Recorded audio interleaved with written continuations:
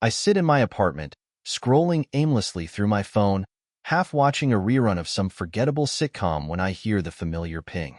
I glance down, and there it is, a text from Amanda, the woman I once vowed to spend forever with, the same woman who left me for what she called her dream man. The woman I haven't spoken to since the ink dried on our divorce papers just 4 months ago. Hey, Mike, can we talk?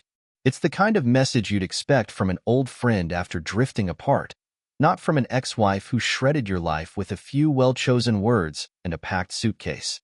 I sit there, staring at the screen, letting the request simmer in front of me. I want to laugh at the irony, but the truth is, I feel something deeper, a mix of anger, curiosity, and maybe even a touch of something I don't want to admit. My mind drifts back to the night she told me it was over. It wasn't long after our 8th anniversary. She looked at me with a face I'd thought held nothing but love for me and told me she'd met someone else. Just like that. Mike, I've met someone who really gets me. I feel alive when I'm with him, she said, her voice soft and almost apologetic, as if she expected me to understand. You and I, we're just different people now. Different people? I'd asked, my voice rising before I could control it. After 8 years, we're suddenly different people?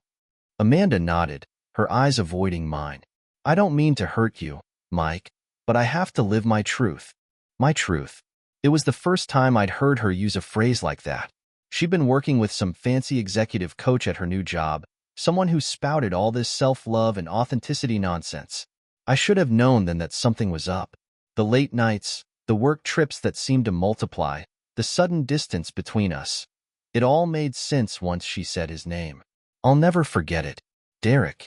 Some guy from the marketing department. Younger, ambitious, a so-called free spirit. She told me he was the kind of man who understood her, who made her feel things I apparently couldn't. And just like that, she was gone. Off to chase a life that didn't include me, leaving me to pick up the pieces and figure out what went wrong. Now, months later, she's messaging me like we're on friendly terms. Can we talk? What could she possibly want to talk about? I toss my phone on the couch, ignoring it. I go to the kitchen, grab a glass of water, and pace around. I try to convince myself I don't care, that she can beg all she wants, and I'll just leave her on read. But, of course, I can't resist. I walk back over, snatch up my phone, and before I can stop myself, type a response. What do you want, Amanda? The 3 dots appear, and my heart starts racing. A part of me is already regretting even opening this door again, but it's too late. After a moment, her response comes through, I need to talk to you. It's important. Please. I grit my teeth, feeling my frustration building up again. I left important back in the courtroom where our lives were divided. She got the house, most of our savings, and even our dog, Max, important, should have left along with her, with Derek, with every painful memory of the last few months. Another message follows. Please, Mike, I really need this. Can we meet up tomorrow? I'm almost ready to type something scathing in response, to let her know exactly what I think of her sudden change of heart. But then I stop. Maybe I want to see her face as she tries to explain herself. Maybe I want to hear what she has to say, not because I care, but because I want to watch her struggle to justify her actions. Fine, I reply. Tomorrow at noon. But don't expect me to make this easy. I hit send and set my phone down. My hands are shaking, but it's done. Tomorrow, I'll be facing the woman who tore my life apart, who chased her dream man, and left me in the dust. I don't know what she thinks she'll accomplish, but I'm ready for whatever she has to say. Tomorrow, I'll get the answers I didn't realize I still wanted. The next morning, I wake up earlier than usual. I lie there, staring at the ceiling, mentally preparing for whatever Amanda's about to throw at me. It feels strange to care again, even if it's only a desire to hear her try and explain the inexplicable. But a part of me wonders, am I really prepared to hear her side? By noon, I'm sitting at the coffee shop we used to go to on weekends. I choose a table at the back, far from the prying eyes of other patrons. I don't need anyone witnessing this, whatever this turns out to be. My coffee is lukewarm by the time I see her walk in, and I feel my pulse quicken. Amanda scans the room, looking uncertain, like she's a stranger here, in what was once our spot. When she finally spots me, her eyes soften, but I keep my face blank. I'm not giving her any satisfaction from this meeting. She sits down across from me, and there's a long pause as she shifts uncomfortably in her seat. Mike, thank you for coming. I don't respond, just stare at her. She fidgets, and I can tell she wasn't expecting my coldness. Good. She's not here for a warm reception. So, I say, breaking the silence, what's so important that you had to contact me after 4 months? She looks down at her hands, twisting her ring finger absent-mindedly, a habit she'd had when we were married. But there's no ring there now. She finally looks up, her face etched with something I can't quite read. Regret? Maybe? Desperation? It doesn't matter. I'm not falling for it. I made a huge mistake, Mike, she says softly, her voice barely a whisper. I thought Derek was everything I needed, but her voice trails off, and she seems to be struggling to find the right words. I laugh, a hollow sound that doesn't hold an ounce of amusement. So, the dream man wasn't so dreamy after all? She winces, and a flash of hurt crosses her face. I know I hurt you. I know I messed up, badly. But Derek, he wasn't who I thought he was. I lean back, crossing my arms. Really? And what was it about him that suddenly became so unbearable? Was it the whole fantasy crashing down? Or did you realize you're not actually living in some romantic movie? Her lips tremble, and I can tell she's holding back tears. But I don't care. She put me through hell. She can sit here and take a little pain herself. Mike, please. I know I don't deserve forgiveness, but I came here to tell you that I was wrong. I let my own selfish desires ruin us. I got caught up in this idea of what my life should be, and I destroyed the one good thing I had. You. It's as close to an apology as I'm going to get, but I'm still not buying it. And what? You think a few words will erase everything? Amanda, you left me. You didn't just leave. You torched everything we built. You ran off with some guy because you thought he could give you more. She nods, tears slipping down her cheeks now. She doesn't wipe them away, just lets them fall, her gaze never leaving mine. I thought I needed more, yes. I thought he could give me something you couldn't. But he wasn't you, Mike. There it is, the line I knew was coming. The old, I didn't know what I had until it was gone routine. I feel the familiar anger bubbling up again. How dare she come here, expecting me to welcome her back with open arms just because she's realized that her little adventure wasn't as fulfilling as she imagined. I shake my head, chuckling darkly. You don't get it, Amanda. You can't just decide that you want back into my life whenever things don't work out for you. That's not how this works. I was nothing but good to you, and you threw it all away. She takes a deep breath, trying to steady herself. I know, Mike, and I don't expect you to take me back. I really don't. I wanted to apologize. I wanted you to know that I'm sorry for everything I did. I was selfish and stupid, and I lost the best person in my life because of it. The anger fades, leaving a hollow ache in its place. I can see that she's genuinely hurting, but it's too little, too late. I don't have it in me to go down that road again. I sigh, rubbing my temples. Amanda, I'm glad you realized your mistake, but I can't just erase what you did. You left me broken, humiliated, and betrayed. I'm finally getting my life back together, and you can't just waltz in here and expect things to go back to the way they were. She nods, fresh tears spilling over. I know. I understand. I needed you to hear it. I needed you to know that I never stopped caring about you. I close my eyes, taking a deep breath.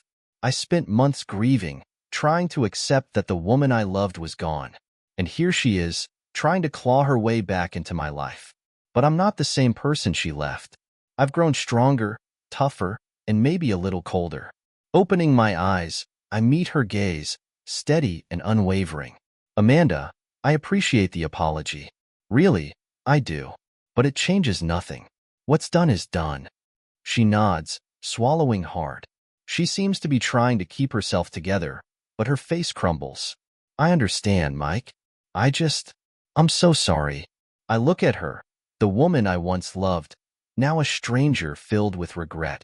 And for the first time since she left, I feel nothing but a strange, satisfying sense of closure. As she sits across from me, a shell of the woman I used to know, I realize that maybe I'm finally getting the last piece of what I needed. She's here, apologizing, broken, and I'm not the one at fault anymore. She knows what she did, and she's living with it. I lean back, letting that satisfaction settle in, but she's still talking. I thought being with Derek was what I wanted, she says, her voice barely above a whisper. He was charming, exciting, and everything I thought you weren't. But it was all a facade. He wasn't who he pretended to be. I shake my head, scoffing. And you figured that out just now? After throwing away everything we had? She nods, wiping her eyes. He was all flash and no substance, Mike. He painted this perfect picture, but when the thrill faded, I saw who he really was. The man has no depth, no loyalty, nothing I thought he did. Hearing her admit that she made a mistake should feel like some kind of victory, but it doesn't. I'm still too numb to feel anything close to satisfaction. I stare at her, feeling the final pieces of my anger dissolving, replaced by something much colder and more permanent. Indifference. You wanted excitement, I say, my voice as steady as I can manage. Well, you got it. You wanted more than a stable life with someone who actually cared about you. And for what? Some guy who fed you lines? She winces, clearly not expecting my words to bite as hard as they do. But I'm not holding back. She needs to know how deep her betrayal went. I know, Mike, she says, looking down, and I don't expect forgiveness. I wanted to tell you that I was wrong, that you were everything I needed, and I was just too blind to see it. Too blind. I let the words roll around in my mind, wondering if that's all it was, blindness. Or maybe it was selfishness, arrogance, or sheer stupidity. Whatever it was, it cost me more than she'll ever know. I spent months questioning myself, my worth, my ability to make someone happy, all because she couldn't see what was right in front of her. I don't know what you expected from me, Amanda, I say. You hurt me in ways you can't even imagine. And now you're here, expecting what? That I'll just forgive and forget? She shakes her head, her hands trembling. No, I know I don't deserve forgiveness, but I had to try, Mike. I had to at least tell you that I made a mistake, that you were the one who deserved better. I almost laugh. You're right about that. I did deserve better. And now, I'm finally giving myself a chance to find it. Her face falls, and for a moment, I almost feel sorry for her. But then I remember the sleepless nights, the hours I spent trying to understand why she left, the countless memories I had to bury just to move on. She didn't care about me when she left. She only cares now because her new life didn't pan out the way she wanted. So, what now? I ask, crossing my arms. Do you think we can just start over like nothing happened? She swallows hard, and for the first time, I see real panic in her eyes. I don't know. I guess. I was hoping that maybe you could find it in your heart to give me another chance, to let me prove that I've changed. The audacity of her words stuns me. She left me shattered, and now she wants a second chance? I don't think she realizes how delusional she sounds. Amanda, you're asking me to put myself through all that pain again. You think you can just waltz back into my life, and everything will magically be okay? She looks down, biting her lip, and I can tell she's finally realizing how unrealistic her request is. I know it's a lot to ask. I know it sounds crazy, but I loved you, Mike. I still love you. A bitter laugh escapes my lips. If you loved me, you wouldn't have left in the first place. Love isn't something you can just switch on and off. She reaches across the table, her hand trembling as she tries to grab mine. I pull back, not willing to let her get that close. Mike, please. Just give me one more chance. Let me show you that I can be the person you deserve. I take a deep breath, and for a moment, I let her words sink in. Part of me wants to believe her. Part of me wants to take her back, to fix the mess she left behind. But the larger part of me, the part that survived her betrayal, knows that it's over. I'm sorry, Amanda, I say, my voice steady. But I can't do this again. I can't put myself through that kind of pain just because you've decided you made a mistake. She looks devastated, her eyes filled with tears that spill over, trailing down her cheeks. Mike, please. No, I say firmly. You left me, and now I'm moving on. I deserve better than being someone's second choice. She nods, barely able to keep herself composed. I understand, she whispers. I really do. I thought maybe. She doesn't finish the sentence. There's nothing left to say, nothing left to salvage. I stand up, looking down at her one last time. I don't feel anger or resentment, just an overwhelming sense of freedom. I'm finally done with her, with the pain, with the questions. Goodbye, Amanda, I say, my voice calm. She watches me, her face a mixture of sadness and regret. Goodbye, Mike. I walk out of the coffee shop, feeling the weight lift off my shoulders. For the first time in months, I feel like myself again. Like I'm finally free from the past she left me with. And as I step into the sunlight, I realize that sometimes closure is the best revenge. I leave the coffee shop, the city air cold but refreshing as it hits my face. I feel lighter, like I've shed a burden I didn't even realize I was still carrying. It's strange. Amanda had been the center of my world for so long, and now, with just a few words, I've finally severed the last thread. The day stretches ahead of me, and I suddenly have no plans. I start walking aimlessly, my mind buzzing with everything that just happened. I'm free. It's a powerful realization. For the past few months, I've been going through the motions, work, the gym, the occasional hangout with friends, but nothing felt real. I'd been dragging the weight of betrayal everywhere I went. Now, though, that weight has vanished, replaced by a strange but liberating emptiness. I pull out my phone, scrolling through my contacts. I need to talk to someone. But who? My best friend, Jake, had been there for me from the start, warning me not to take Amanda's texts too seriously. He knew the pain I went through, and he was always telling me that letting her back into my life would only lead to more heartbreak. Maybe now he'd be proud that I finally closed the door on that chapter. Hey man, you busy? I text him, figuring I'll hear back whenever he has a moment. As I wait, I wander into a park nearby, letting the quiet of the place settle over me. I sit on a bench, watching the world go by. Kids playing on the swings, couples walking their dogs, an elderly man feeding birds. It's peaceful. I used to come here with Amanda on weekends, and a pang of nostalgia threatens to creep in, but I push it down. Those memories are just that. Memories. They don't control me anymore. A few minutes later, my phone buzzes with Jake's response.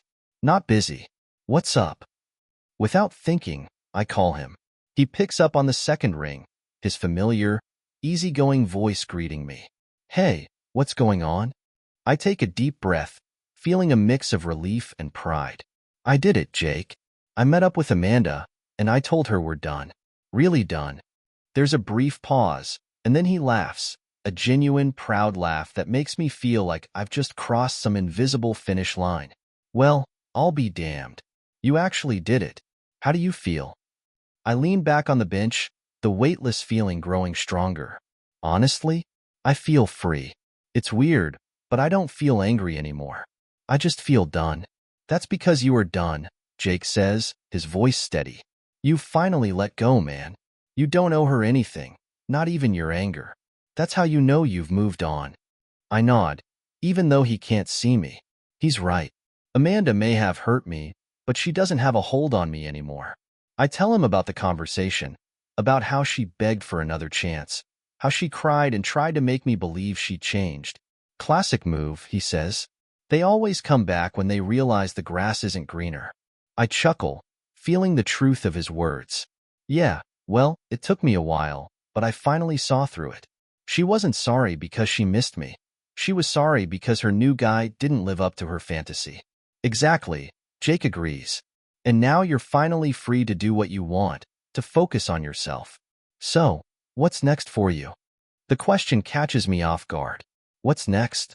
I've spent so long trying to move past the hurt that I never really thought about what I actually want for myself. But maybe now, with Amanda out of the picture, I can finally start figuring that out. I don't know, I admit, but I'm looking forward to finding out. Jake laughs again. That's the spirit. You deserve some happiness, Mike. Don't let anyone take that from you again. We talk for a few more minutes before he has to go, and I hang up feeling lighter.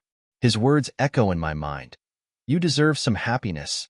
It's strange hearing it out loud, but maybe it's true.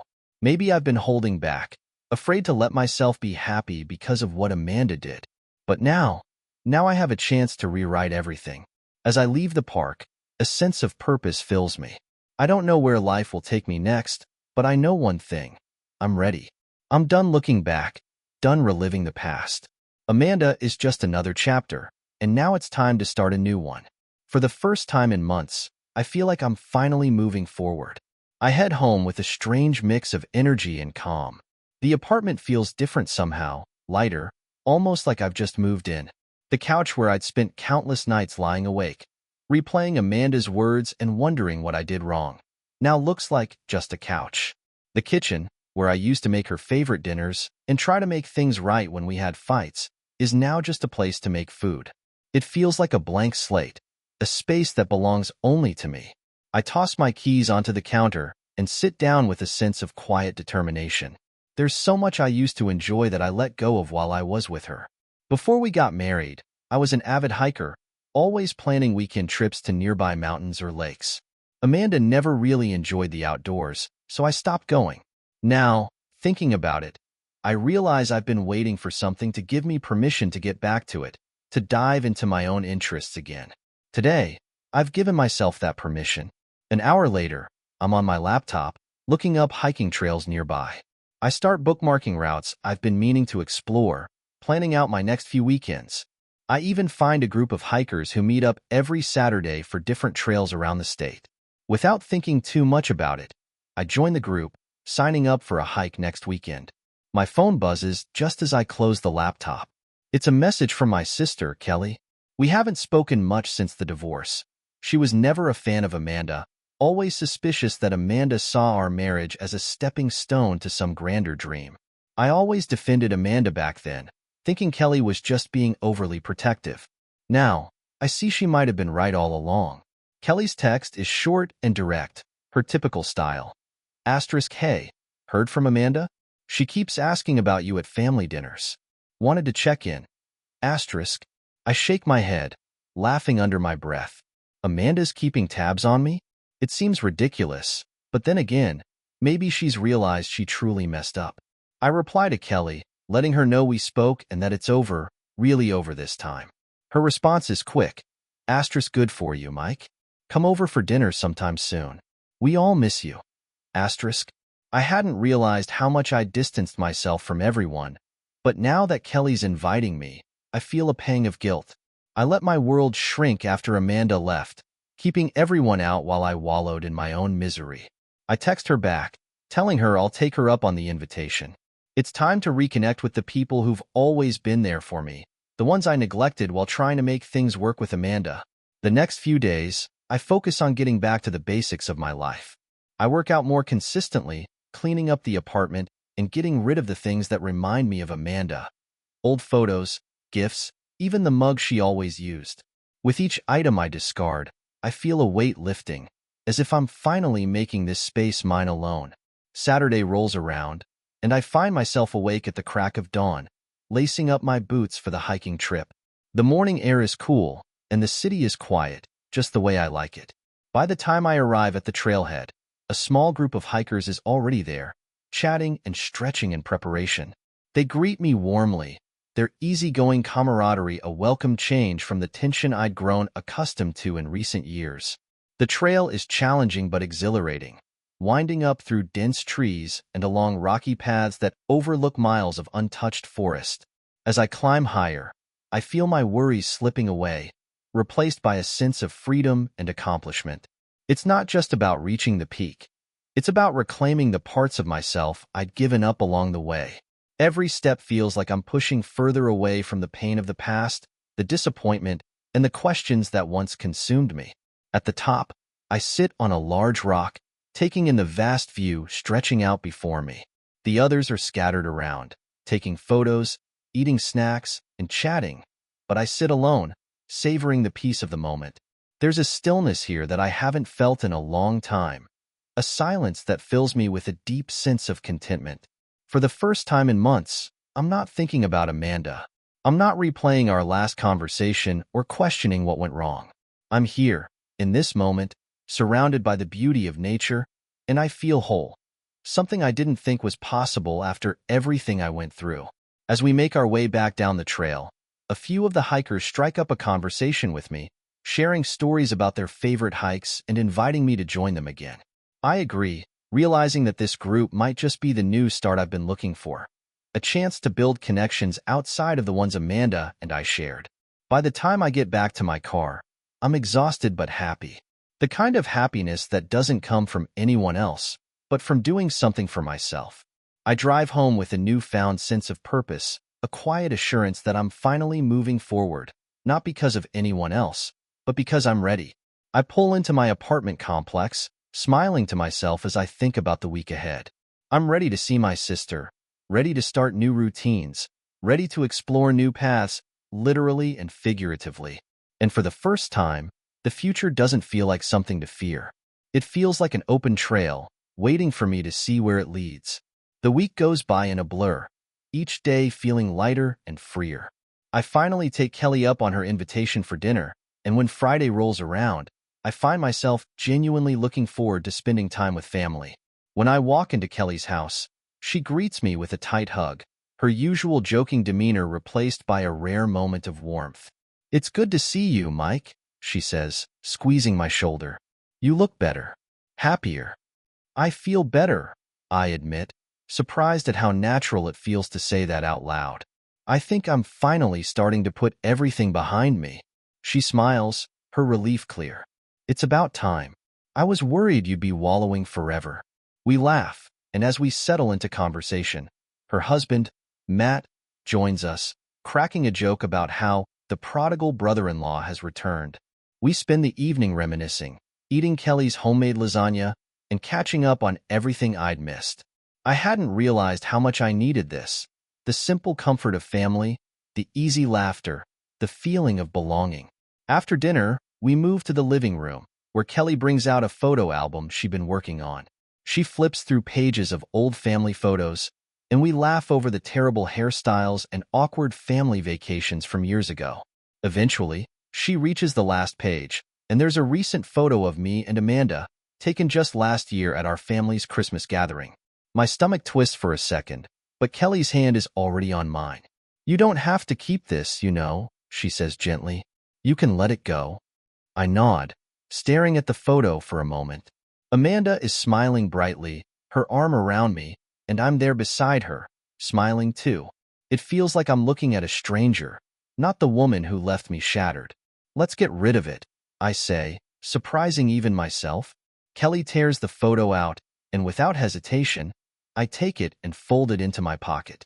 I'll get rid of it when I leave, maybe toss it into the trash, or watch it disappear down the garbage chute in my building. It feels symbolic, the final act of releasing everything we once shared. When I get home, I stand over the trash can, staring at the folded photo. I pull it out of my pocket and open it one last time, looking at the faces of two people who no longer exist, not in the way they used to. With a sense of closure, I tear it in half and drop it into the trash, letting the final pieces of Amanda fall away. It's done. I'm free. The next morning, I feel lighter than ever. My phone buzzes with a notification from the hiking group. They're meeting at a new trail, a bit further out, but worth the drive. I don't hesitate to RSVP, excited to join them again and explore another part of the mountains I love. As I drive out to meet them, a strange thought crosses my mind. For so long, I'd equated happiness with Amanda, with the life we'd built together. But here I am, excited to start my day, completely on my own, and feeling more alive than I have in years. I'm not just moving on. I'm thriving, building a life that's centered around what I want, not around trying to make someone else happy. The trail is longer this time, winding through forests thick with the smell of pine and damp earth. The group moves at a steady pace, chatting and laughing as we climb, but I find myself lingering toward the back, savoring the quiet and the solitude. As we reach a clearing with a stunning view of the valley below, I pause, letting the others move ahead as I take in the scene. The morning sun filters through the trees, casting a golden glow over everything, and for the first time, I feel at peace with the way things turned out. I sit down on a fallen log, pulling out a bottle of water and just breathing in the crisp, cool air. I don't know what's next, and for the first time, that doesn't scare me. The unknown used to feel daunting, like an endless void of uncertainty, but now it feels like an opportunity. Maybe I'll pick up a new hobby, travel somewhere I've never been, or just continue hiking these trails, seeing where each path leads. It doesn't matter. All that matters is that I'm finally choosing for myself. As I sit there, a woman from the group walks over, smiling as she points out the view. Incredible, isn't it? I nod, sharing the moment with her. Yeah, it really is. We chat for a bit, swapping stories about hiking, favorite trails, and our shared love for the outdoors. Her name's Lisa, and she's new to the group, just trying it out like I am. There's an easygoing warmth to her, the kind of casual friendliness I'd forgotten could exist outside of relationships. No expectations, no hidden agendas, just two people enjoying a beautiful day. As the group begins to move again, Lisa and I fall into step together, talking and laughing as we navigate the rocky path down the mountain. She tells me about her job as a freelance photographer, how she's always looking for new places to capture and new people to meet. I find myself intrigued, not just by her stories, but by the simple joy of meeting someone new, unburdened by any baggage from the past. When we reach the trailhead, Lisa hands me her card. If you ever want to hike again or just grab a coffee, let me know, she says, flashing a genuine smile. I take the card, feeling a spark of something I haven't felt in a long time. Hope. Not necessarily for romance, but for the future, for the chance to make new connections and build new memories. Thanks, Lisa. I think I will, I say, smiling back. As I drive home, I feel a sense of possibility expanding in my chest. Life didn't end when Amanda left. It just took a different path. And now, I'm finally ready to see where it leads. The days roll on with a new rhythm. For the first time in what feels like forever, I wake up with a sense of purpose, something to look forward to. My mornings start early, usually with a run through the park or a stop at a nearby cafe where I've become a regular. The barista, a friendly guy named Nate, knows my order by heart now, and I chat with him and the other regulars as I wait for my coffee. Work has taken on a different feel too. I no longer rush home just to be alone with my thoughts or waste the evening replaying old memories. Instead, I stay focused, driven. My boss has noticed too, giving me more responsibility on our recent projects. I didn't realize how much I'd let myself drift until I started really putting myself into it again. And now, every small success feels like a victory. It's Friday night, and I'm scrolling through my phone, catching up with friends I hadn't seen in ages. I'd pushed a lot of people away during the roughest months of the breakup, always making excuses, avoiding invites to hang out. Now, with nothing to hold me back, I start making plans, reconnecting with people who used to mean a lot to me. One of my old friends, Liam, texts me about a casual gathering at his place, and I decide to go. The party is a small affair, just a few people catching up, playing music, and chatting. Liam greets me with a clap on the back, a look of surprise on his face. Look who finally decided to come out of hiding, he jokes, handing me a beer. I laugh, shaking my head. Yeah, it's been a while. I figured it was time to get back out there. We catch up, swapping stories about work, life, and everything in between. It feels good to be around people who know me, who remember me from before all the chaos Amanda brought into my life. I'm realizing now just how much I'd isolated myself, walling off everyone who cared about me. The night goes on, and I find myself laughing and talking with ease. A few people ask about Amanda, and I'm able to answer without bitterness, explaining that it's over and I'm finally moving on. Their responses are supportive, but I can see the relief in their faces too, like they're glad I finally broke free from the shadow of that relationship. At one point, Liam's girlfriend, Sarah, introduces me to one of her friends, Megan.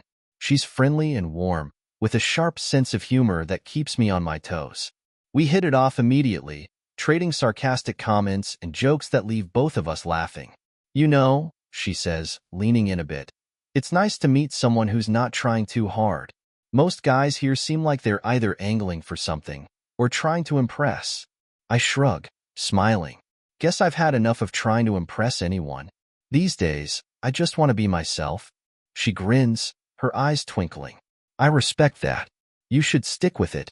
It suits you.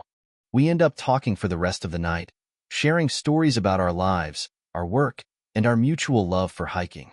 She mentions a few trails she's been wanting to try, and I can't help but offer to join her. She raises an eyebrow, clearly interested, and we exchange numbers before the night ends. On my way home, I feel something I haven't felt in a long time: excitement. Not just about meeting someone new, but about the idea of allowing myself to move forward, to start fresh. Megan might not be the one, but she's a symbol of the new possibilities that are opening up now that I've left the past behind. The next morning, I decide to give her a call, setting up a hiking trip for the following weekend. She sounds just as excited as I am, and we spend a few minutes talking about the route, what we'll need, and the best time to start. Hanging up, I can't help but smile. I've missed this. The thrill of planning something with someone, of sharing an adventure without any baggage. That weekend, I go on my regular hike with the usual group, but this time, it feels different. I'm not there to escape my thoughts or distract myself from the pain. I'm there because I genuinely love it, because I'm building a life that's centered around what makes me happy. As I reach the top of the trail, I look out over the valley below, taking in the expanse of green stretching out to the horizon. It's beautiful, peaceful, and I feel completely at ease. I realize in that moment that I've truly let go of Amanda, of the pain, of the past. I'm here now, in the present, and the future is just waiting for me to reach out and grab it. The next few days pass quickly as I prepare for the hike with Megan. When Saturday rolls around, we meet at the trailhead, both of us geared up and ready to go. The hike is challenging but exhilarating, and we fall into an easy rhythm, talking and laughing as we climb. Megan has an energy that's infectious, and I find myself letting go, enjoying each step without worrying about where it will lead. By the time we reach the peak, we're both out of breath but grinning from ear to ear. We sit on a large rock, sharing snacks and taking in the view. The sun is just starting to dip below the horizon, casting a warm, golden glow over everything. "Thanks for inviting me," Megan says, nudging me with her elbow. "This was exactly what I needed." "Me too," I reply, feeling a sense of peace settle over me. "Sometimes, you just need a reminder of what's out there, you know?"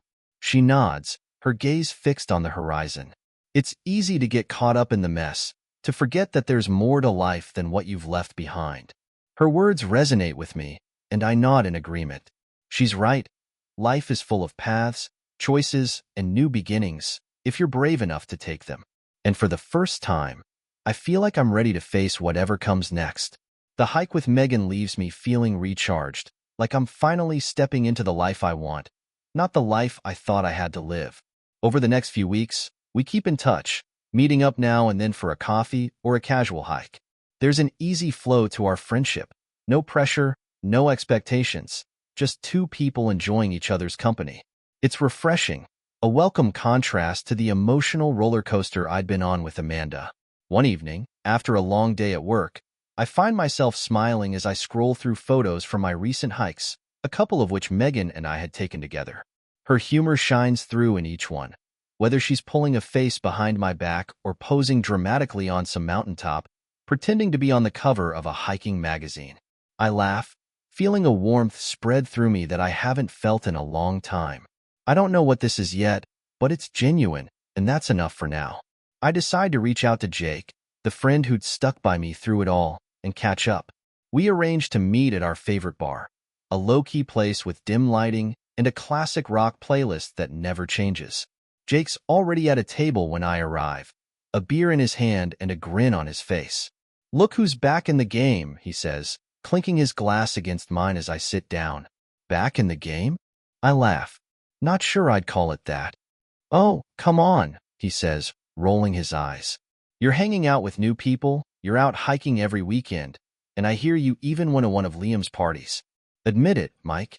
You're actually living your life again." I shrug, feeling a twinge of pride. "Yeah, I guess you could say that. It feels different, but in a good way." He raises an eyebrow, giving me a knowing look. "So, what's going on with Megan?" I chuckle, shaking my head. Nothing serious. We're just friends. She's fun to be around, and it's nice to meet someone who isn't tied to all the baggage from my past. Jake nods, sipping his beer thoughtfully. That's good, man. You deserve something easy, something that's not loaded with complications. Amanda put you through hell, and it's about time you got a fresh start. Hearing her name brings a pang, but it's different now. Dull, distant. Yeah, she did. I agree, my voice steady. But I've finally let go of all that. It took a long time, but I'm glad it's over. We spend the rest of the evening catching up, talking about everything from work to plans for the summer. I tell him about the hiking group I joined, the friends I'm making, and even the possibility of a weekend camping trip the group is planning. He listens, nodding along, occasionally throwing in a sarcastic comment or two, but mostly just letting me talk. When I leave the bar that night, I feel a sense of gratitude I hadn't anticipated. I'd shut myself off from my friends, from everyone who cared about me, but now I'm finally allowing them back in. I'm not just moving forward. I'm rebuilding, piece by piece, connection by connection. The following weekend, Megan and I decide to tackle a more challenging trail, one that winds up a steep ridge and offers a stunning view of the valley below. The hike is tough, with rocky terrain and narrow paths, but we keep each other laughing and motivated along the way. By the time we reach the top, we're both exhausted but exhilarated, sitting down to catch our breath as we take in the view. Worth it? She asks, grinning as she wipes the sweat from her brow. Absolutely, I reply, feeling a rush of satisfaction. I think I'm getting addicted to this. She laughs, nodding in agreement. Same here. There's something about reaching the top, you know? It's like all the hard work is finally worth it. We sit there in comfortable silence for a while, watching the clouds drift lazily across the sky. Eventually, she turns to me, a thoughtful look in her eyes. So, what's next for you, Mike? Now that you're back in the swing of things, I think about her question, about everything I've been working toward. Honestly, I'm not sure yet. I just want to keep moving forward, I guess. Explore more, reconnect with friends, maybe even travel a bit. I spent so long stuck in one place, and now I just want to see where life takes me. She nods, smiling softly. I like that. Sounds like you're finally living for yourself. Her words hit home, and I realize that's exactly what I'm doing. For the first time, I'm not living for anyone else's approval or expectations. I'm not chasing someone else's dreams or trying to fit into a life that doesn't feel right. I'm living for me, and it feels incredible. As we make our way back down the trail, I feel a sense of contentment that I haven't felt in years. Life is unpredictable, full of twists and turns, but I'm finally embracing it. I'm done looking back, done with regrets. I'm ready for whatever comes next, and I know now that I have the strength to face it. We reach the trailhead just as the sun is starting to set, casting a warm glow over everything. Megan and I share a quiet moment, taking in the beauty of the scene, before heading back to our cars. We say our goodbyes, promising to meet up again soon, and as I watch her drive away, I feel a newfound sense of hope. Driving home, I let the memories of the day wash over me, grateful for every step of this journey. It's not just about moving on. It's about building a life I love, one that's filled with friends, adventures, and new possibilities. And for the first time in a long time, I feel like I'm exactly where I'm supposed to be. The days start blending together in the best way. With each hike, each new experience, it feels like I'm adding layers to a life that's finally mine. Work continues to go well, my boss acknowledging my renewed dedication by hinting at a promotion, and friends are reaching out more than ever, inviting me to barbecues, game nights, and weekend outings. There's a fresh current of possibility in everything. One evening, as I'm scrolling through social media, I come across an ad for a mountain retreat geared toward outdoor enthusiasts. It's a week-long trip, filled with hiking, rock climbing, and even a survival skills workshop. I hesitate for a second, wondering if I'm jumping in too fast. But then, I remember everything I've been working toward, reclaiming my independence, following my own path. Without another thought, I sign up. It's a bold step, something Amanda would have never been interested in, and that makes it all the more exhilarating. Over the next few weeks, I find myself preparing for the retreat with a new sense of purpose. I update my gear, buy a sturdy new backpack, and pick up some essentials I'll need for the survival workshop. Megan is curious about the trip and even helps me gather some of the supplies. She laughs when she sees my amateur attempts at picking out freeze-dried meals and portable cooking gear. Mike, you're not heading to the Arctic. Keep it simple, she teases, showing me her recommendations for lightweight camping meals and portable stoves. Trust me, after a full day of hiking, all you'll care about is something quick and warm.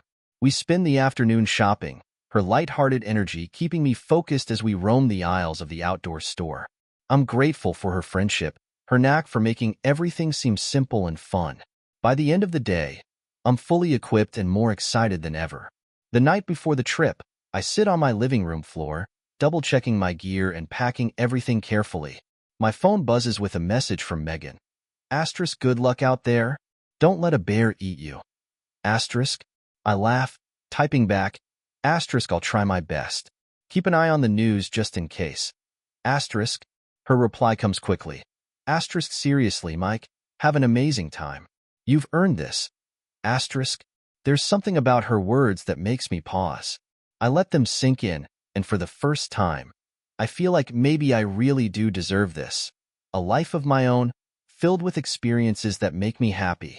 I text her a quick thank you, grateful to have someone in my life who genuinely supports my growth. No strings attached. The retreat is everything I'd hoped it would be and more.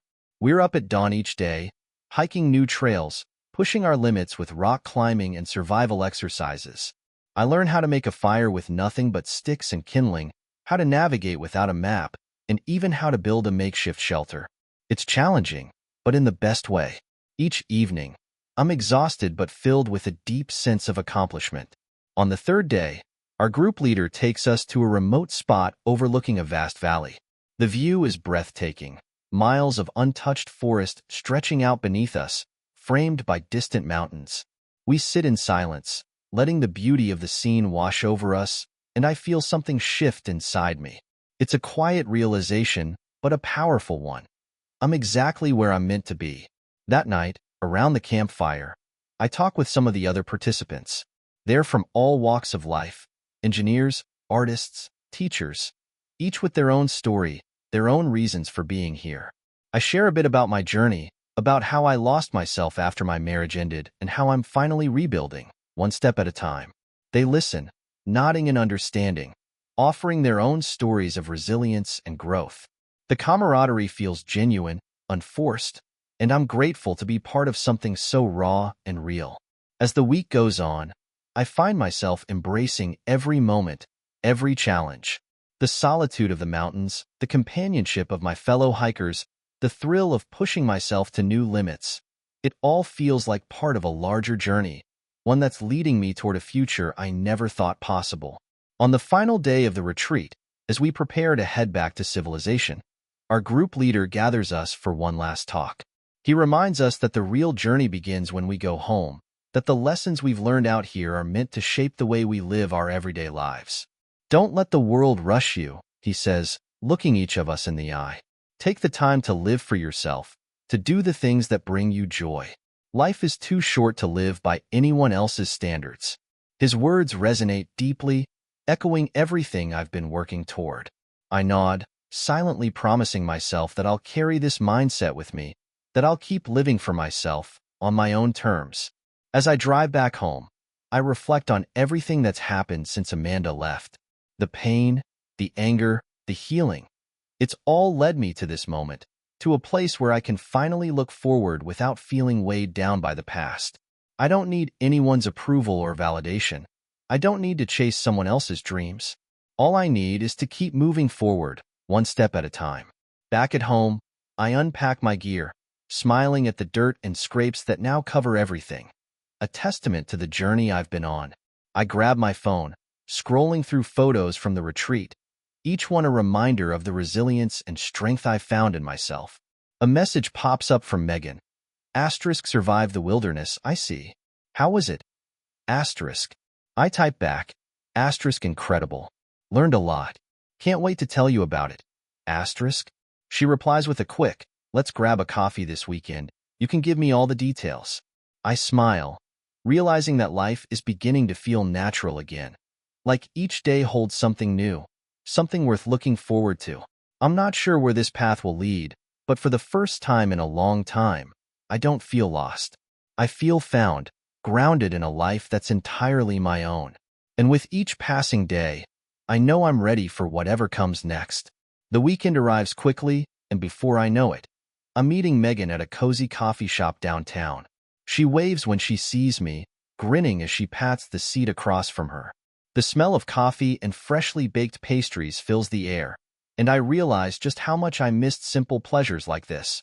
Moments of genuine connection, laughter, and good company. So, tell me everything, she says, leaning forward with an excited glint in her eye. Did you fight off any bears? Discover a secret cave? Come on, I want all the details. I laugh, shaking my head. No bears, but I did learn how to make a fire with nothing but sticks. Almost felt like a survival show. She gasps in mock surprise. Look at you, all rugged and outdoorsy. I might have to ask you to teach me those skills for our next hike. As we talk, I share stories about the retreat. The grueling hikes, the camaraderie, the lessons we learned around the campfire. Megan listens intently, laughing at my stories and asking questions, her interest genuine. There's something comforting in her presence, a warmth that makes me feel at ease, like I can be completely myself without any pressure. We finish our coffee, but neither of us seems in a hurry to leave. Instead, we decide to take a walk through the nearby park, the crisp autumn air invigorating as we wander along the winding paths. Trees in shades of amber, red, and gold line the trail, their leaves crunching underfoot as we talk and laugh. It feels natural, effortless, and I realize that I'm not just enjoying her company. I'm genuinely happy. At one point, Megan stops, looking up at the trees, her eyes wide with appreciation. I love this time of year, she says softly, her voice tinged with nostalgia. There's something so peaceful about it, like everything's slowing down to make room for new things. I nod, feeling the truth of her words.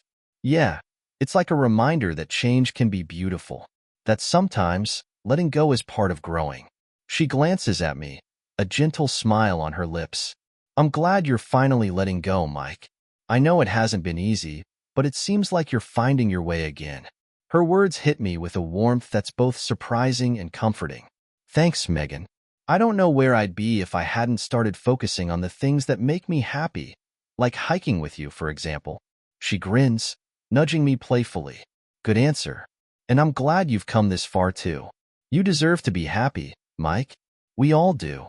The conversation turns to lighter topics as we continue our walk, swapping stories about childhood memories, favorite movies, and our dreams for the future. She talks about her photography, her desire to travel and capture stories from around the world. I share my own goals, building my career, finding new places to explore, living a life I'm proud of.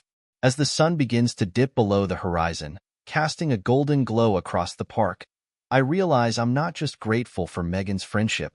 I'm grateful for the journey that brought me here, the pain that forced me to grow, the moments of solitude that allowed me to rediscover myself. Hey, Megan says as we reach the end of the path, her eyes shining. We should do this again sometime. I mean, if you're up for more hikes or coffee dates. I smile, feeling a spark of excitement. I'd like that. A lot. We exchange numbers, saying our goodbyes with a promise to plan something soon. As I watch her walk away, I feel a strange sense of peace settling over me.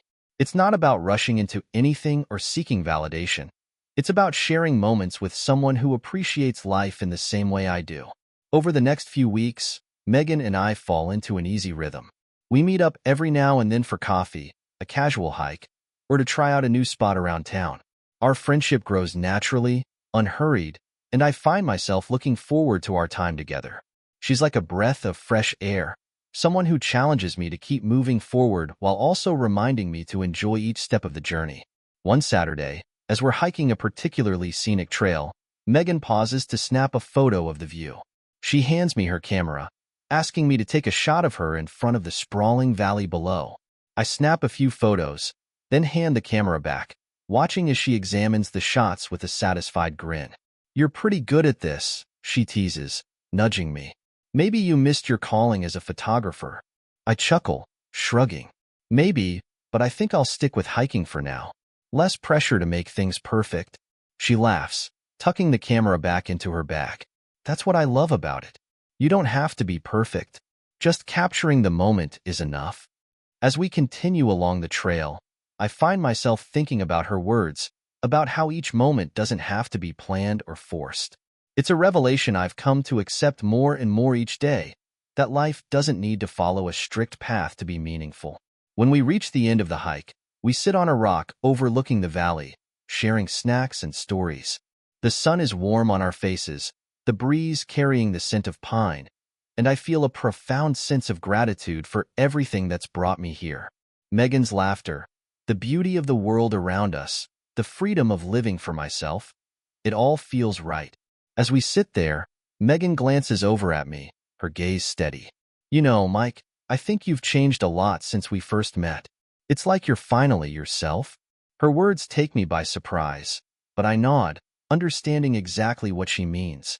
I feel like I am. For the first time in a long time, I'm living the life I want. She smiles, her eyes soft and kind. Good. Hold on to that feeling, Mike.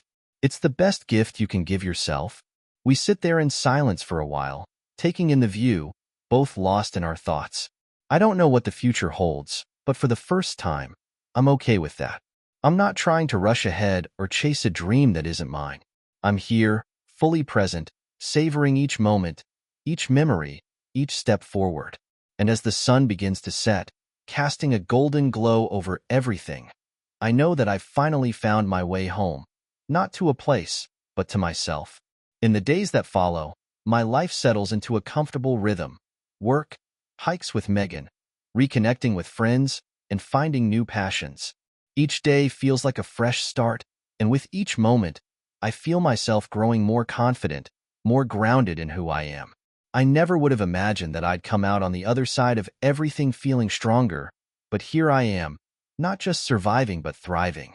One evening, as I'm going through some old files, I stumble across an old anniversary card from Amanda. It's buried beneath some paperwork in a drawer I'd mostly forgotten about. For a moment, I consider tossing it without reading, but something compels me to open it, just to see if I can finally look at it without feeling the pain that used to follow anything tied to her. Inside, Amanda had written a long, heartfelt message about how much she loved me, how grateful she was to have me in her life. I remember the moment she gave it to me, the way she had smiled, the way I had believed every word. But now, as I read it, I feel detached, like I'm looking at a snapshot of someone else's life, not mine. I close the card and place it back in the drawer, realizing that I feel no resentment, no anger. Just a quiet acceptance that things happened as they did and that it's time to fully move on. I've already left the past behind, and now I'm free to embrace everything that lies ahead. Later that week, Megan and I go on a hike we've been talking about for a while, a challenging trail that leads to a hidden waterfall tucked deep within the forest. We set out early, both of us in high spirits as we tackle the rocky terrain. It's tough, with steep inclines and narrow paths, but Megan keeps me laughing with her stories, her infectious energy carrying us both forward. Halfway through the hike, we stop to catch our breath, sitting on a fallen log and sharing a snack. Megan looks over at me, her expression thoughtful. You know, I've never met anyone who's gone through what you have and come out of it so whole, she says, her voice gentle. A lot of people would still be stuck in the past, but you seem to have really moved on. I nod, considering her words. It took a while, but I realized that staying angry or resentful wouldn't do anything for me. Life's too short to carry that weight around. She smiles, nodding in agreement. Exactly. I think that's what I admire most about you, Mike. You didn't let any of it break you. You just kept moving forward. Her words sink in, filling me with a warmth that's hard to describe. Megan's friendship has been a guiding light, something steady and reassuring through all the changes I've been navigating. She didn't judge me when I was raw, didn't push me to move faster than I was ready, and I realize now how much that has meant to me. As we continue hiking, the trail becomes steeper, winding through dense clusters of trees and jagged rocks. The sound of rushing water grows louder, signaling that we're close. We finally break through the trees, and there it is, the waterfall, cascading down into a pool of crystal-clear water surrounded by smooth stones and thick patches of moss. It's like something out of a postcard, untouched and serene. Megan gasps, her face lighting up with awe. It's beautiful. I nod, sharing her amazement. We sit by the water's edge, dipping our fingers into the cool stream, letting the peace of the moment settle over us.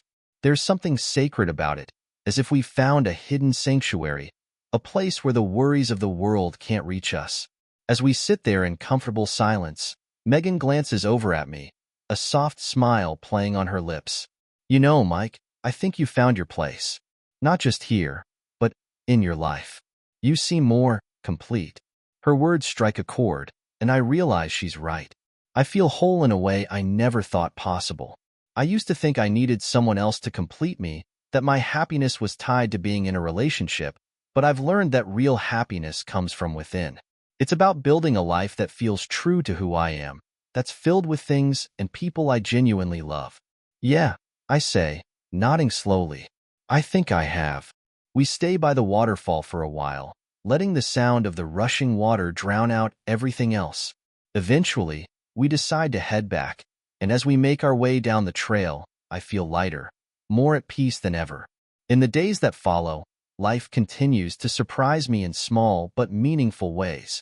Megan and I grow closer, our friendship deepening with each new experience we share. Friends reach out more often, inviting me to events, introducing me to new people, and I find myself opening up, welcoming new connections and opportunities with a genuine curiosity. One evening, I get a call from Jake. He's throwing a barbecue with some friends and insists I come by. I agree, happy to see him and reconnect with people I drifted away from. When I arrive, Jake greets me with a wide grin, clapping me on the back as he hands me a drink. "Look at you, man," he says, raising his glass in a toast. "Back from the dead and thriving." We laugh, clinking our glasses, and I feel a rush of gratitude for the people who have stood by me, who have welcomed me back into their lives without hesitation. The night is filled with laughter, stories, and easy camaraderie, and for the first time in a long time, I feel completely at ease, no longer haunted by the shadows of the past. As the evening winds down, I step out onto Jake's patio, taking a moment to enjoy the quiet. The stars are out, scattered across the night sky like tiny beacons of light, and I feel a profound sense of peace settle over me. I'm not sure where life will lead me next, but for the first time, I'm okay with that. I know now that I have the strength to face whatever comes, that I'm capable of building a life that's entirely my own. Megan joins me on the patio, her smile warm as she hands me another drink. "Here's to new beginnings," she says, raising her glass. "To new beginnings," I reply, clinking my glass against hers. And as we stand there under the stars, I know that I'm finally free. Free to live, free to love, free to embrace everything life has to offer, without the weight of the past holding me back. As life moves forward, I continue to deepen my connections and push myself into new experiences, always reaching beyond my comfort zone.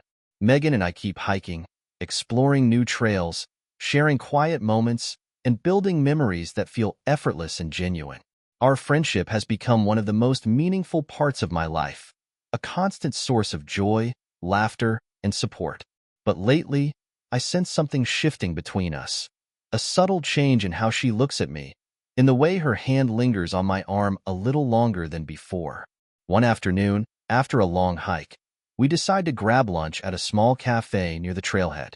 We sit outside, the sun warm on our faces as we dig into our food, still laughing about a mishap on the trail where I nearly slipped into a stream. Megan teases me mercilessly, and I play along, grateful for the easy banter. As we finish our meal, there's a brief silence, one that feels charged, as if there's something hanging in the air that neither of us wants to acknowledge just yet. Megan finally looks at me, her expression serious. "Mike, I have to ask, have you thought about dating again?" The question catches me off guard, but I find myself nodding. "I have," I admit, keeping my gaze steady. "But I didn't want to rush into anything, you know? I wanted to make sure I was really ready, that I wasn't just filling a void." She nods, her eyes thoughtful. "That makes sense. I think it's smart to take time, to really get to know yourself first. The conversation lingers, neither of us saying anything more, but I can feel the unspoken question between us.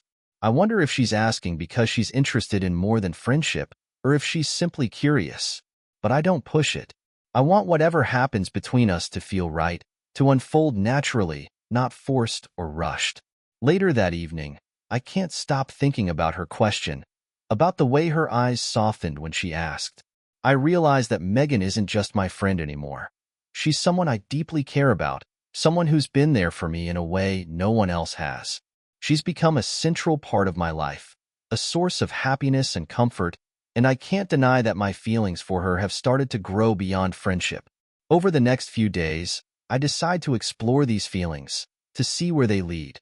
We continue to spend time together, but now, there's a new layer to our interactions, a subtle, electric charge that wasn't there before. Every smile, every shared laugh, feels like something more, and I start to wonder if she feels it too. One evening, after a particularly beautiful sunset hike, we sit on a rock overlooking the valley, watching as the last light fades into twilight. The air is cool, the world quiet, and I feel a sense of calm settle over me. Megan turns to me, her gaze steady. "Mike, there's something I've been meaning to say." I look at her, my heart pounding. "Go on." She takes a deep breath, her eyes searching mine. "I never expected us to become this close. When we met, I thought you just needed a friend, someone to lean on. But somewhere along the way, you became so much more to me." Her words hang in the air, and I can feel my own feelings bubbling to the surface, the ones I've been trying to keep under wraps. "Megan, I feel the same way," I say, my voice soft. "I never thought I'd be ready to feel this again, to let someone in. But with you, it's different. You make it feel easy." She smiles, and there's a vulnerability in her expression that I haven't seen before. "Then maybe it's time we stop pretending we're just friends." I nod, reaching for her hand, feeling a sense of certainty as our fingers intertwine. It's a small gesture, but it feels monumental, like the beginning of something new, something right. We sit there in silence, our hands clasped, watching as the stars start to appear in the darkening sky. As we drive home that night, there's a new warmth between us, an understanding that we're stepping into something deeper, something meaningful. I'm not sure what the future holds, but I know that with Megan, I'm ready to face it, to build something real, something grounded in trust and respect. The next few weeks pass in a whirlwind of new experiences, of dates, of late-night talks, of moments that leave me feeling more alive than I have in years. We share our dreams, our fears, our hopes for the future, and each conversation brings us closer, solidifying the bond we've built over months of friendship and trust. One evening, as we're watching a movie at her place, she turns to me, her gaze serious. "Mike, I want you to know, I don't expect anything. I know you're still healing, that this is all new." I reach for her hand, squeezing it gently. "Megan, I've healed more than I ever thought possible, and a lot of that is because of you. You taught me to live again, to find joy in the little things, to be okay with the unknown. I don't know where this will lead, but I know I want to find out with you." Her eyes fill with emotion, and she leans into me, her head resting on my shoulder. We sit there in comfortable silence, the warmth of her presence grounding me, reminding me of how far I've come. As the months go on, Megan becomes an integral part of my life. We continue to hike, to explore new places, to build memories that are ours alone. She meets my friends, my family, becoming a beloved presence in their lives as well. And each day, I feel more certain that this isn't just a new chapter. It's the start of a whole new story, one that I'm finally ready to embrace. Looking back, I see how each moment of pain, each setback, led me to this point, to this life that feels wholly mine. I realize now that letting go of the past wasn't just about moving on from Amanda. It was about freeing myself to live authentically, to find happiness that's rooted in who I am, not in who I thought I needed to be. With Megan by my side, I feel a sense of completeness, a peace that I never thought I'd find. And as I hold her hand, watching another sunset fade into night, I know that I've finally found what I was searching for all along. My own happiness, built on a foundation of love, resilience, and the courage to keep moving forward. As winter approaches, life with Megan settles into a comfortable, fulfilling rhythm. We're not just partners in love, we're partners in everything. Each hike, each quiet morning coffee, each shared meal feels like we're building something real, something that isn't fragile or dependent on idealized versions of each other. It's grounded, and it feels more authentic than anything I've ever experienced. One weekend, we decide to take a trip to a cabin in the mountains. It's tucked away, surrounded by thick pine trees and a view that stretches for miles. The air is crisp, the ground blanketed with a light dusting of snow, and the cabin feels like a sanctuary. We spend the first day hiking, despite the cold, bundled up and laughing as we trudge through the snow-covered trails. That night, after a simple dinner, we sit by the fireplace, wrapped in blankets, mugs of hot cocoa warming our hands. There's something incredibly peaceful about being away from the noise and pace of the city, just the two of us, surrounded by nature. Megan rests her head on my shoulder, and we fall into a comfortable silence, watching the flames dance. After a while, she looks up at me, her gaze soft and contemplative. "Mike, have you ever thought about the future? I mean, what it could look like for us?" Her question surprises me, but not in an unpleasant way. I've spent so long avoiding thoughts of the future, wary of planning too far ahead, fearing the disappointment that might follow. But with Megan, the future doesn't feel like something to be feared. It feels like an invitation, a blank canvas waiting for us to fill it. "Yeah," I say, my voice steady. "I think about it a lot, actually. And with you, it doesn't scare me. It feels like something I'm ready for." Her eyes shine, and she smiles, a look of relief and happiness crossing her face. I feel the same way. I don't want to rush anything, but it's nice to imagine, you know? I nod, squeezing her hand. It's more than nice. It's something I didn't think I'd ever feel again. We sit there, sharing our dreams, our hopes, our ideas for a future that feels bright and full of possibilities. For the first time, I let myself picture what it could look like. A life filled with laughter, with love, with adventures shared by my side. It's a vision that feels attainable, something I can believe in because it's grounded in the present, in the life we've been building day by day. Over the next few months, the future we've imagined together slowly starts to take shape. We find a balance that works for us, each of us pursuing our own passions while supporting one another's dreams. Megan continues her photography, capturing moments from our hikes, from gatherings with friends, from quiet days spent in each other's company. She even starts a small online shop, selling her prints, and I'm proud to watch her work flourish, knowing how much joy it brings her. One evening, as we're looking through her photos, she points to one from our first hike together, a snapshot of me standing on a rock, looking out over the valley. It's a beautiful shot, capturing the calm and strength I'd been searching for at the time. "Do you remember this day?" she asks, her eyes twinkling with amusement. I laugh, nodding. "Yeah, I was trying not to fall off that rock. You told me to stand still, but my legs were shaking." She grins, shaking her head. "I knew you'd be fine. You were starting to find your footing back then, in more ways than one." Looking at the photo, I realize how true her words are. That day was a turning point, a moment when I started reclaiming my life, finding strength I didn't know I had. It was the start of a journey that led me to where I am now, to this life that feels rich with meaning and purpose. As spring arrives, Megan and I take on new adventures, each hike a reminder of how far we've come and how much we still have to explore. One day, as we're hiking up a particularly scenic trail, she turns to me, a playful look in her eyes.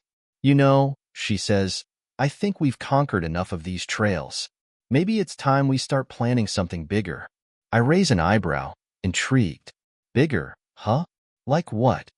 She grins, clearly excited. "A backpacking trip.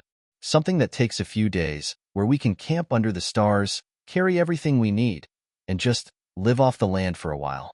The idea thrills me, the thought of a multi-day adventure with Megan by my side, facing the challenges of the wilderness together. "I'm in," I say without hesitation. "Let's do it." The next few weeks are filled with planning, mapping out routes, gathering supplies, and preparing ourselves for the trek. The anticipation builds, each step of preparation bringing us closer to the adventure we've been dreaming of. It feels like the culmination of everything we've shared, a test of the bond we've built, of our ability to work together and support each other in the face of the unknown.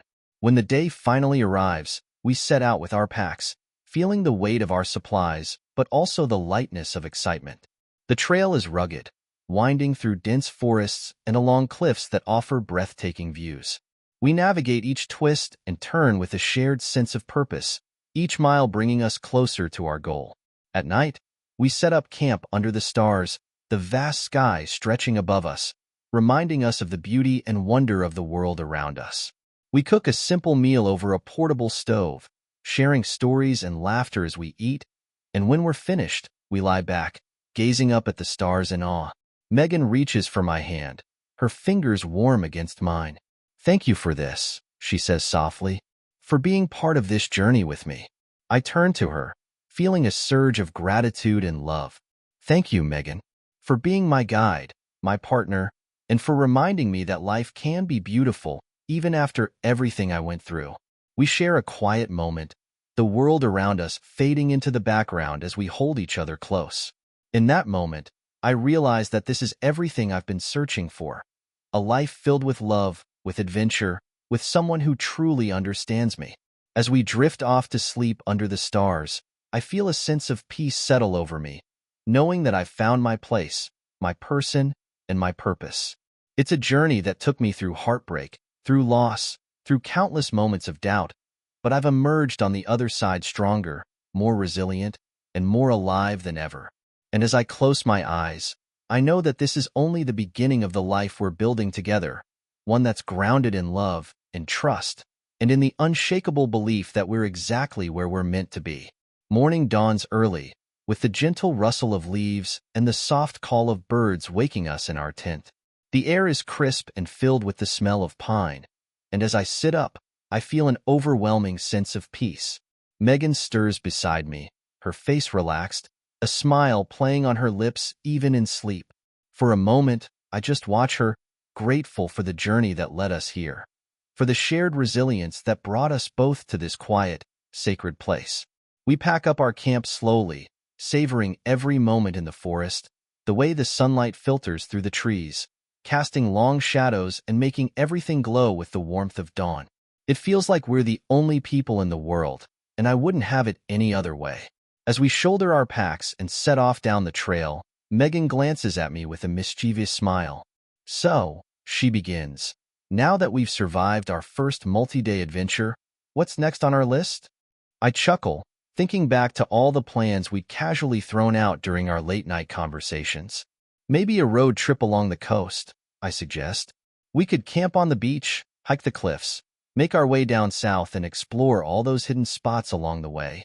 She nods, her eyes lighting up. "Yes, that sounds perfect. Just you, me, the open road, and all the coffee shops we can find along the way." I laugh, nodding in agreement. Add in some random detours, and I think we've got ourselves a plan. We hike in comfortable silence, both of us lost in thoughts of the future. It's strange to feel so settled, so sure of where I am. The man I was a year ago wouldn't have recognized this feeling. Back then, I was stumbling through life, haunted by the echoes of a past that refused to let go. But now, with Megan by my side, each step feels intentional. Each moment feels like a step toward the life I've always wanted. As we reach the end of the trail and head back to our car, I feel a pang of sadness that the trip is over. But Megan must sense it too, because she slips her hand into mine, squeezing it gently. "Don't worry," she says, her voice soft. "This is just the beginning. There's so much more out there for us." Her words are simple, but they resonate deeply. She's right. This is just the beginning. We have a whole world of experiences waiting, adventures that we haven't even dreamed of yet. And for the first time in my life, I feel ready to embrace all of it, with no reservations, no fears, just a deep, unwavering confidence in the journey we're on. The drive home is filled with laughter and easy conversation, as if we've known each other forever. We talk about everything and nothing, sharing stories from our childhoods, our dreams, our hopes for the future. There's a warmth in the car that makes the miles fly by, and by the time we pull into my driveway, I feel more at peace than I ever have before. We step out of the car, and Megan turns to me, her gaze soft and full of unspoken promises. Thanks for the adventure, Mike. I wouldn't have wanted to do this with anyone else. I smile, pulling her close. Thank you, Megan, for everything. I can't imagine my life without you in it. She rests her head against my shoulder, and we stand there in the fading light, just holding each other. There's no need for words. We both know what this moment means. It's a quiet declaration, an understanding that we're in this together, wherever the road takes us. In the weeks that follow, our relationship deepens, each day revealing new layers to the bond we share.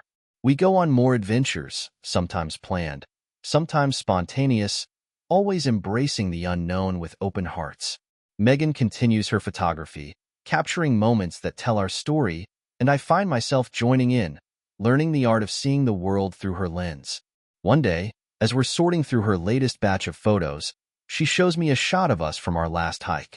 It's a candid photo, taken just as we reached the peak of the trail, both of us laughing, our arms around each other, the world stretching out behind us. It's my favorite, she says, her voice soft. It captures everything I love about us. I look at the photo, feeling a surge of emotion. She's right. This photo is a testament to everything we've built, a reminder of the laughter, the resilience, the love that has carried us through each step of our journey. As we continue looking through the photos, she suddenly turns to me, her eyes serious. Mike, have you thought about taking the next step? Her question catches me off guard, but as I look at her, I realize that I don't need time to think about it. I already know the answer. Yes, I say, my voice steady. I want to build a life with you, Megan. I don't need anything else. Just you, me, and all the adventures we can dream up together. She smiles, her eyes shining with happiness. Then let's make it happen. In that moment, I feel an overwhelming sense of certainty. This is it. The life I've been searching for, the one I thought I'd lost forever. It's here, right in front of me, with the woman who has shown me what it means to truly live, to embrace each moment with an open heart.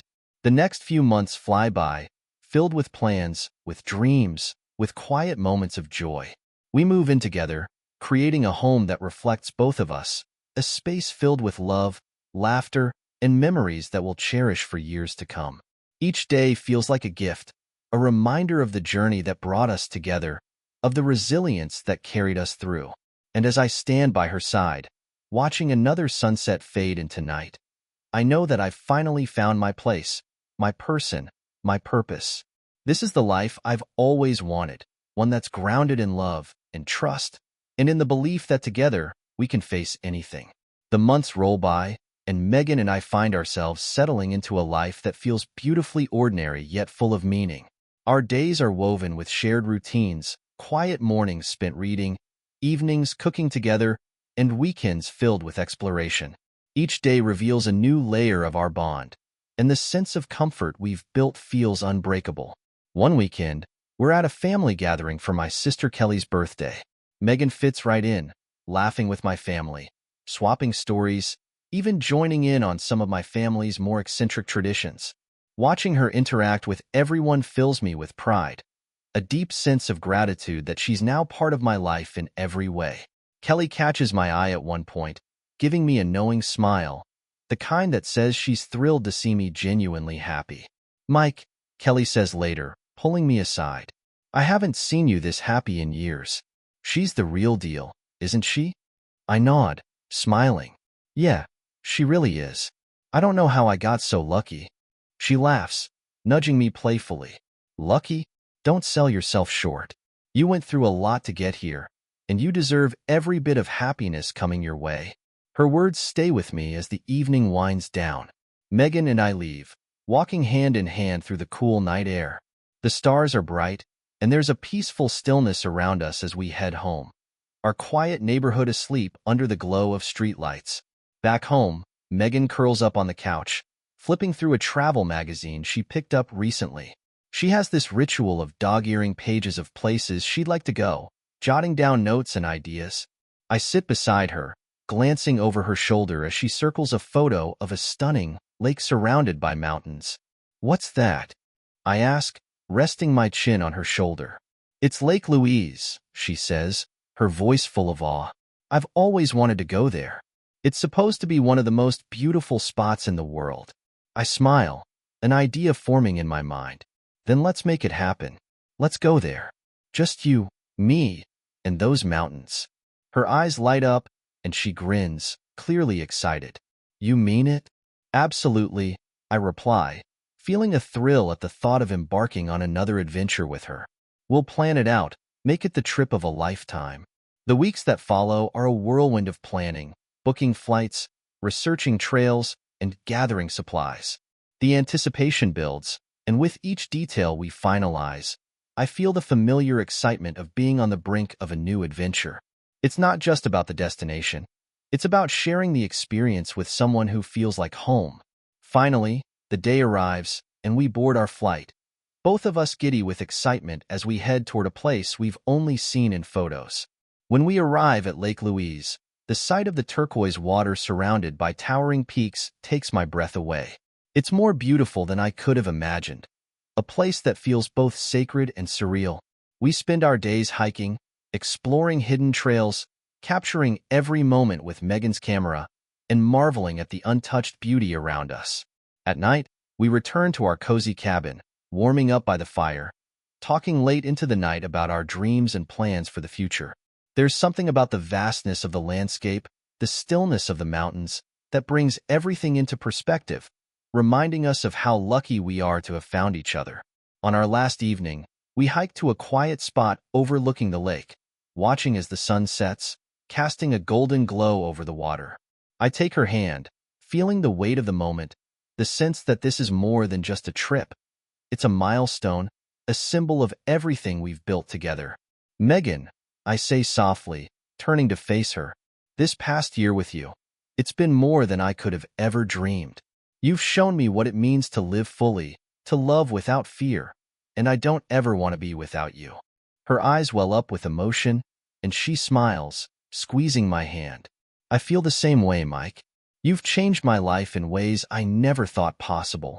I reach into my pocket, pulling out a small box, my heart pounding as I open it to reveal a simple, elegant ring. I know we've built a life together, but I want to make it official. Megan, will you marry me? She gasps, her hand covering her mouth as tears fill her eyes. She nods, her voice a whisper. Yes, yes, of course I will. We embrace, holding each other as the world around us fades into the background. It's a moment I'll carry with me forever, a reminder of the journey that brought us here, of the love we've found, and the future we're about to build together. As we make our way back to the cabin, hand in hand, I feel a sense of peace and joy that's almost overwhelming. This is it, the life I was searching for, the love I didn't know I could find again. And now, with Megan by my side, I'm ready to face whatever comes, knowing that together, we can weather any storm, climb any mountain, and build a life filled with love, laughter, and endless adventure.